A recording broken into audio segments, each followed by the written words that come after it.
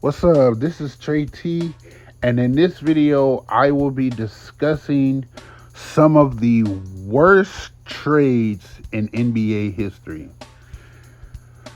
The thing about trading in any sport, sometimes you hit, sometimes you miss. It's a hit and miss. Like, it go up and down. It could be either one.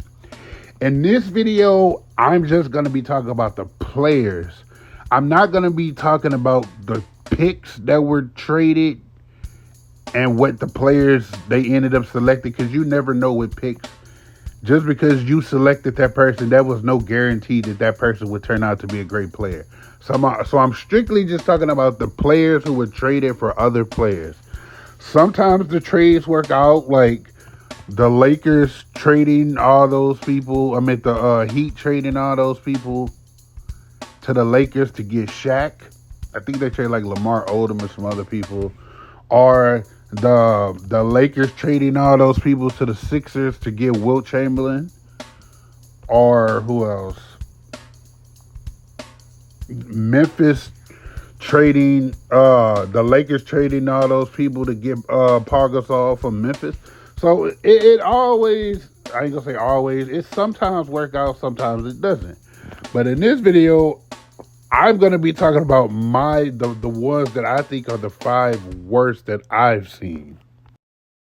So starting off, I'm gonna start with 1996. When the Houston Rockets, the year before, finished 48-34,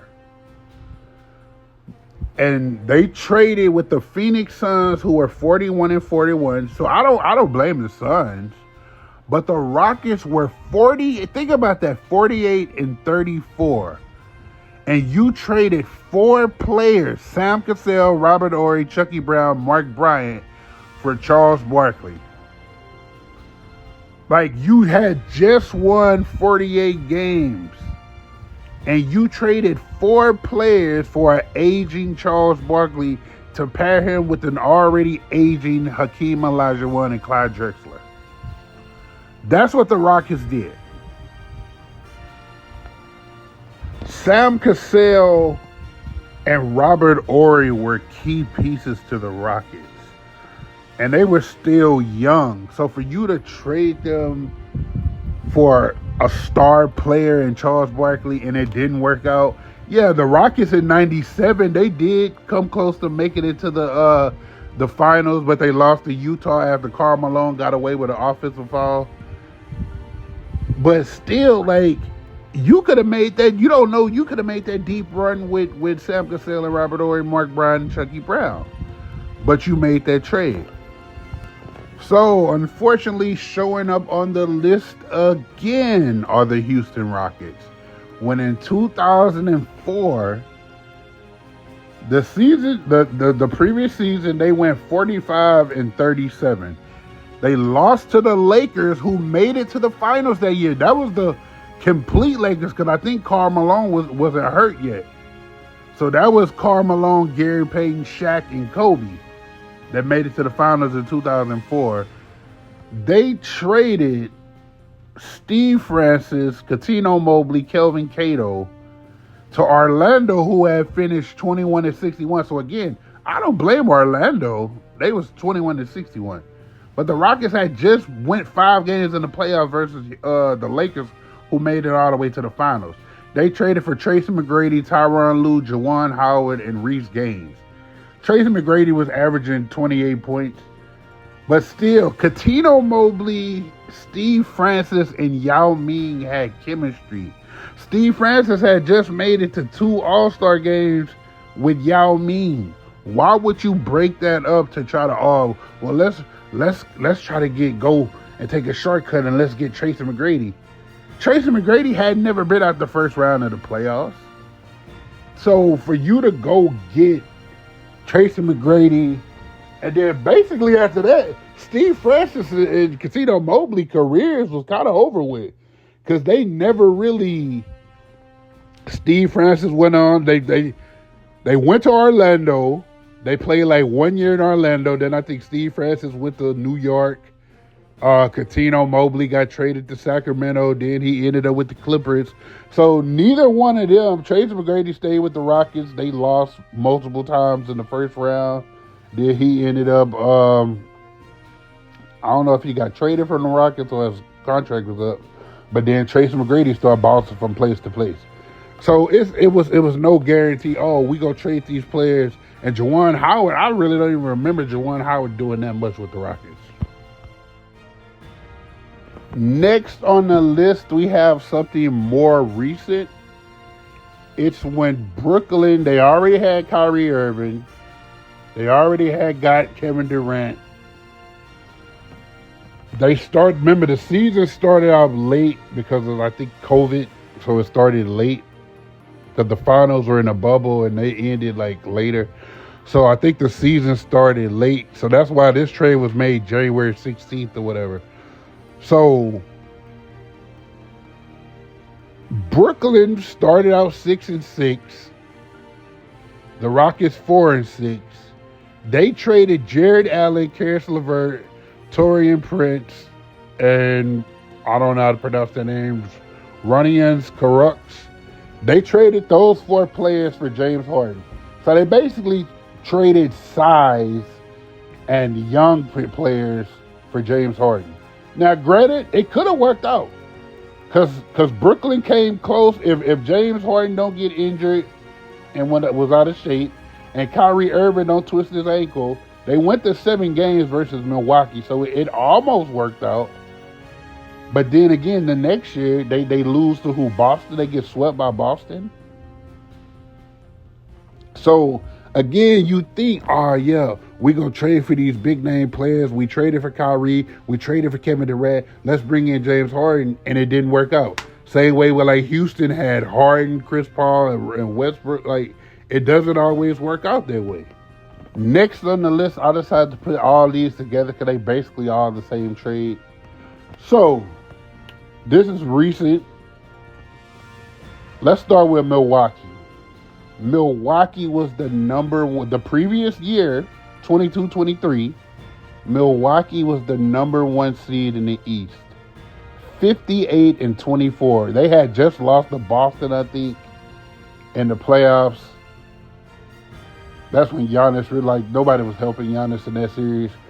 But they were the number 1 seed, 58-24. Phoenix had made it to the finals, not that year, but the year before that, and lost to Milwaukee. They were 45-37. Washington was 35-47, and Portland was 33-49. So again, Milwaukee was the number 1 seed the year before at 58-24. I don't know what position. Oh, let's try to go get a superstar and get even better when we already the number 1 seed. So they decided to trade what helped them beat Phoenix in the finals. Defense in Jrue Holiday. Because remember, with Jrue Holiday that was on Devin Booker. It was Jrue Holiday that was on Kevin Durant. You decided to trade Jrue Holiday and Grayson Allen to Portland for Damian Lillard, and then Portland ended up trading Damian Lillard to Boston, and then ended up trading Jrue Holiday to Boston, and Jrue Holiday won the championship his first year with Boston. The Suns decided, oh, let's break up our young core. We just got Kevin Durant, who was coming off an injury. He only played 8 games. Chris Paul is getting old. So let's trade Chris Paul. Let's trade Cam Johnson. Let's trade DeAndre Ayton and go get Bradley Beal. So that's what they did. They went out. Phoenix traded their players so they could have Devin Booker, Bradley Beal, and Kevin Durant on the team. Which it didn't hurt them the next year because they won more games. They won, I think, 49-33 or something like that. But they really didn't have a leader. None of those 3, Bradley Beal, he not a leader. Kevin Durant, damn sure not a leader. And Devin Booker's not a leader. You may not like Chris Paul, but they needed a leader on that team. Chris Paul may not have won anything in his career, but Chris Paul was a leader. Chris Paul was the leader of those Clippers teams. He was the leader of those Hornets teams. He was the leader of those Rockets teams. He was the leader of the Suns before Durant got there. He was the leader when Durant was there. Now the Suns talking about breaking it up now and moving Kevin Durant again. Like Kevin Durant keep bouncing from team to team.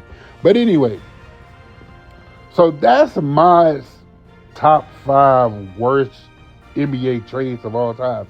Because you try to take a shortcut by going and getting star players and you break up core. Like, all you have to do is just see it through.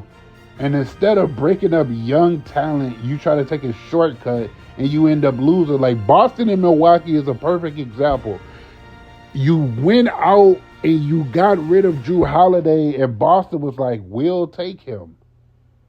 And Boston was already a great defensive team, and then you add Drew Holiday, and he wins a championship his first year, then goes out and wins an Olympic gold medal. Like, that was dumb. And Milwaukee, now Milwaukee can't even beat Indiana. Milwaukee's still struggling with Indiana these last 2 years. Damian Lillard is a great scorer, yes, but he's not a defender. Drew Holiday, you didn't need Drew Holiday to get you 40 points. Drew Holiday could easily get you 20, though. And then he'll guard the other team's best player, perimeter player. But no. And then you ended up trading Chris Middleton this year.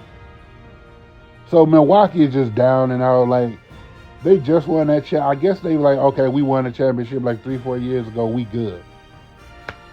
But yeah, let me know in the comment section what other NBA trades were horrible and bad to you. Drop them in the comment section. Thanks for watching. Subscribe to the channel. Like and comment. More videos coming soon. Trey T out. Peace.